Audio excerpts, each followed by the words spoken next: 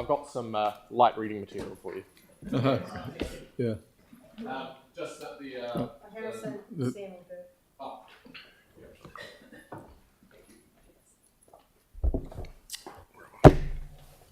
Just acknowledging that the one that was in the document handed out can be a little bit difficult to read sometimes.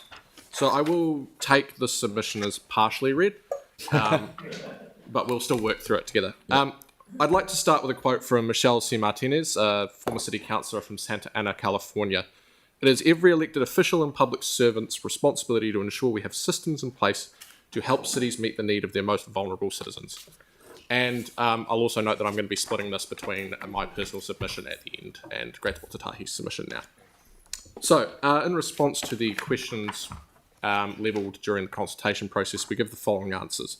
So, for question 1 about the proposed average rates increase, while it's all well and good to point out that rates increases are not necessarily beneficial, as many people have come in here, it's also very much worthwhile pointing out that an underfunded city is a city that will struggle to meet the needs of its citizens. And that is just as important in the balance of deciding a rates increase as the rates increase itself. So underfunding council to the tune of it not being able to do its work and not being able to meet the levels of service that it needs to provide or the projects it's scheduling is fundamentally unacceptable if we are discussing this in the context of we just want to cut rates. The vision that we have for Christchurch is a city that's sustainably and equitably funded, and that we have the capacity to build and to maintain the infrastructure required to support a growing city and its residents. We don't think that this idea of a rates cut is necessarily a good idea in that sense. There are a lot of items on line budgets, there are a lot of programs on the line budgets that are going to be unfunded or pushed back, when in the context of what needs to happen in the next few years especially, those are critical items. We're also concerned about the PC14 process, and some may have seen I gave comment, not personally as an organisation, to the press, but the basic concept of rating comes down to the number of rating units. The more rating units you have in a dense space, the better that mitigation is going to be for rates increases. The longer we put off housing intensification and the lower our density is for our rating units, the more it's going to keep hurting. And the more we keep growing and building infrastructure out and out and out, the longer term, the higher the risk in the long term will be that this council will find itself in the same place Houston has found itself in, where it bought into the growth scheme and now it's bankrupt because they can't afford to maintain the physical assets that they built to support that growth. So they grew and they grew out, and now they're at the point where the mayor of Houston is coming out and saying, we simply cannot pay for this infrastructure we've already built. They received the subsidies, they took the subsidies, and now they can't pay for it. We cannot allow ourselves financially as a city to get to that point where we have to turn around to residents and say, sorry, we can't fix your pipes because we can't afford it. We can't fix your roads because we can't afford it.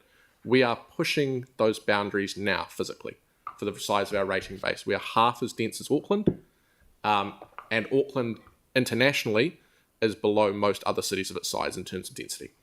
So we need to really reconsider that. It was a bit disappointing to see the PC14 motion pass and that be put off till 2026. I understand the reasonings for that, but again, there needs to be a priority on that. If we flick to question 2, the Wheels to Wings. Wheels to Wings is a bit of an interesting, one would say, MacGuffin almost in the line items, that it's still there, it's not really funded, it's been taken for other things.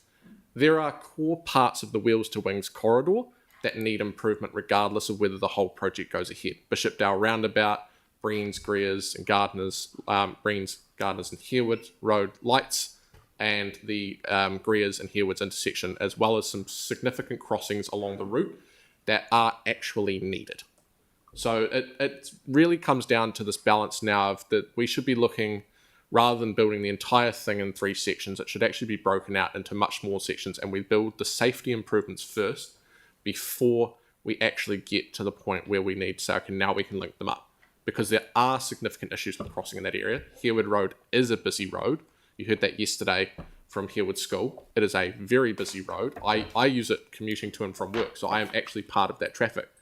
So it's very clear to me when I'm commuting on that route that it is busy and it is not very accessible for people outside of a car. So even if council does decide not to work forward on the full plan, there should be serious consideration given to the major crossings and points on that route to facilitate better things. Cycling in the kind of Harewood, Bishopdale area and that side of town has dropped up to 30% across censuses. So between the last census and the census released this year, that's a 30% decrease in the number of people who reported they were using active modes to get to work. The Lincoln Road, Curlitz Rights public transport projects, they need to be prioritised. ECAN is currently moving forward with the plan to basically put the Route 7 on turn up and go. That is, we're ratepayers in two authorities, right? We're ratepayers at ECAN, we're ratepayers here. If we're paying rates at ECAN, they're putting forward into a project that then isn't supported on the other hand and fails, that's a waste of money. So there needs to be communication and consensus across the board that when ECAN is looking at something or when City Council is looking at something, it's reciprocal and the funding is there to make sure that that project is done holistically and without delay. So putting this off and while waiting for a provisional business case from NZTA that probably doesn't have much of a chance of passing is really not going to work. It's going to delay that implementation of that service, and it's going to impact the congestion on Lincoln Road more by continuing to make it a basically car-only thoroughfare in that middle section. Cody touched on this, but we also believe that there should be a lot more funding going to new footpaths, especially in the southwest and in the kind of northeast as well, as there's a lot of places that are very disconnected if you're trying to walk somewhere.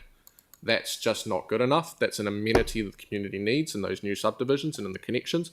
They need those amenities built so that they can actually get places without having to rely on ownership of a vehicle. My grandmother's about to move into a retirement home and it's in St Albans. She is well connected in that area. If she was somewhere else, I would be concerned for her ability to get around without those kinds of amenities. The next one is that we're sort of a bit worried about some of the reporting processes around line items in this. There seems to be a lot of vague kind of posturing around these programs happening, but then when asked, we can't really define what's actually in them. So PT Futures is a big one that we saw missed out on the business case was reported a couple of weeks ago.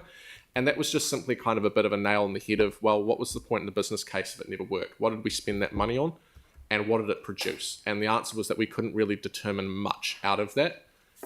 We had issues with the acquiring the cycleway funding data.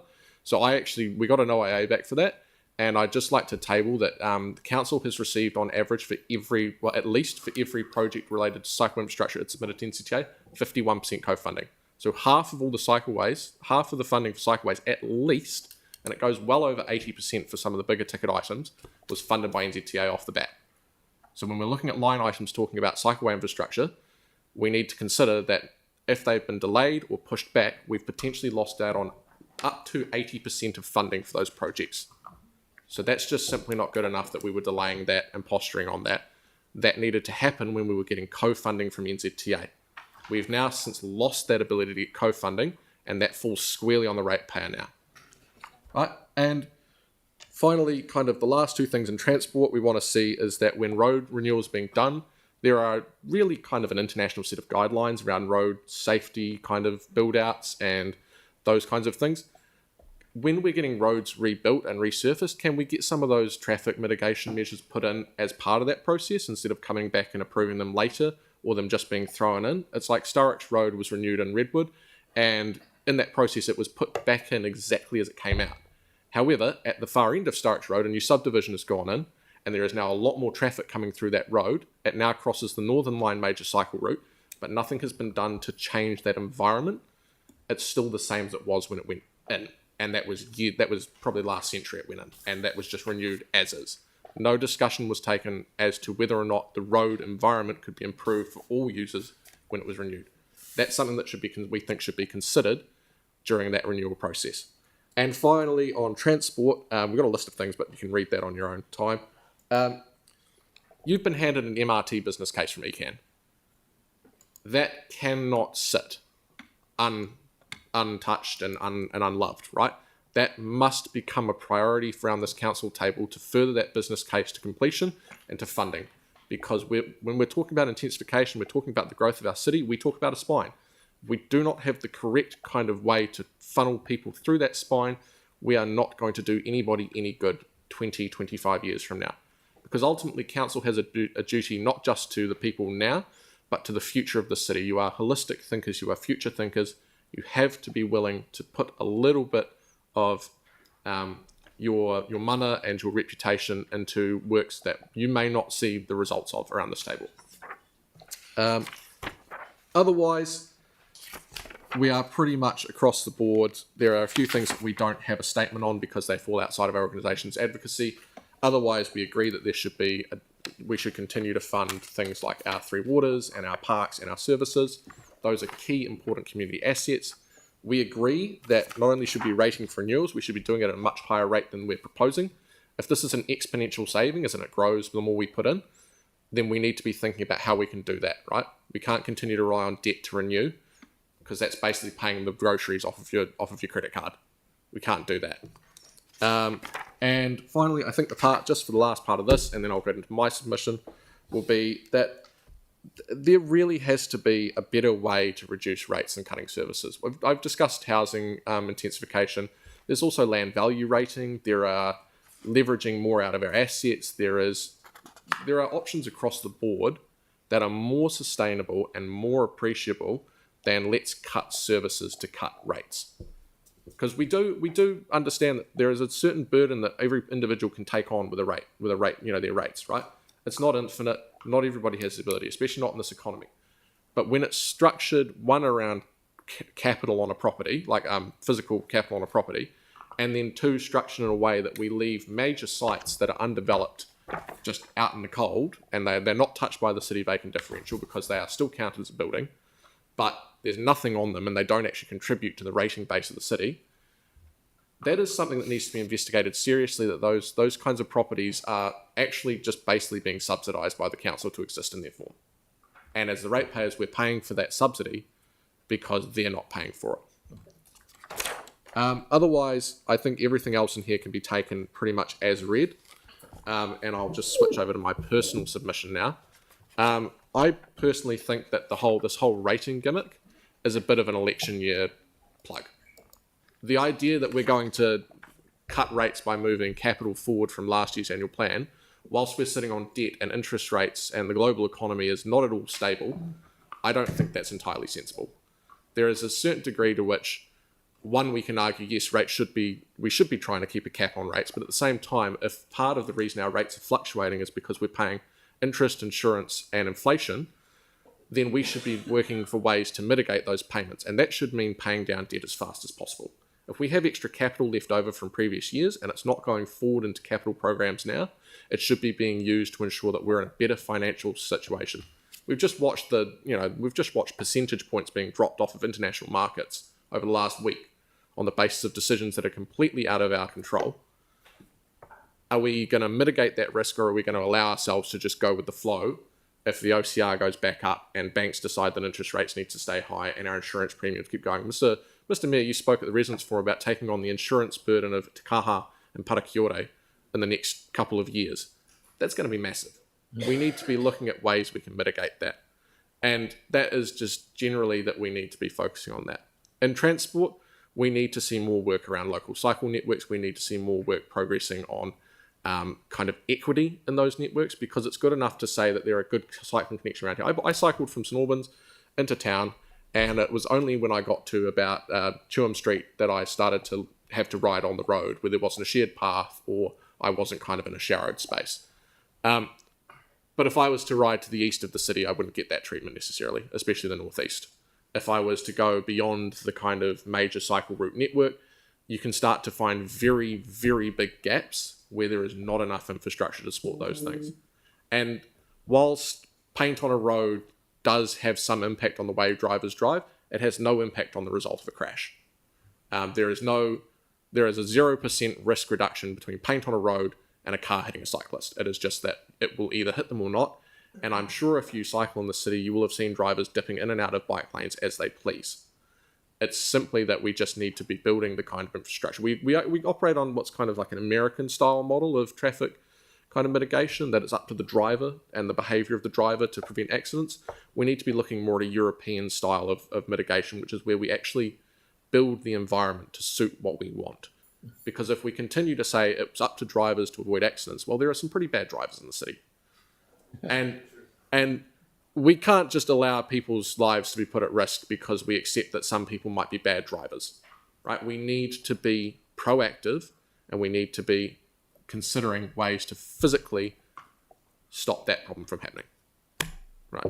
And I've got one second. No, good time. But Sam had his hand up early for one question. Thanks. Always good to see you. Can you just explain to me, sorry, and I may have misunderstood it, just what you meant around the capital comments? Which one's the moving of the capital funding forward from last year's budget into this year's budget to reduce rate? Yeah. I think it's a bit of a missed opportunity when we're talking about if we have funding that has been allocated to projects and then is suddenly spare, and the first thing that we look at is let's push rates down. I think the way I understand it is it's a bit like saying I have $200,000 in debt and I've got $2,000 left over from my spending last year, so I won't work in January. I'll just stay unemployed for January and I'll start working in February, when you could be taking that money and putting it aside elsewhere. I understand that this economy does put pressures to keep rates down. I guess what I was trying to get to was, because I get what you're saying, which is good. The challenge we've got is it's the deliverability of the capital program. So what kind of happens, and we might get the team to meet with Greater Ōtautahi as well, just to talk through it, because it'd be good to understand. But the challenge is we're not spending it, we're just not borrowing money, which was another one of your points.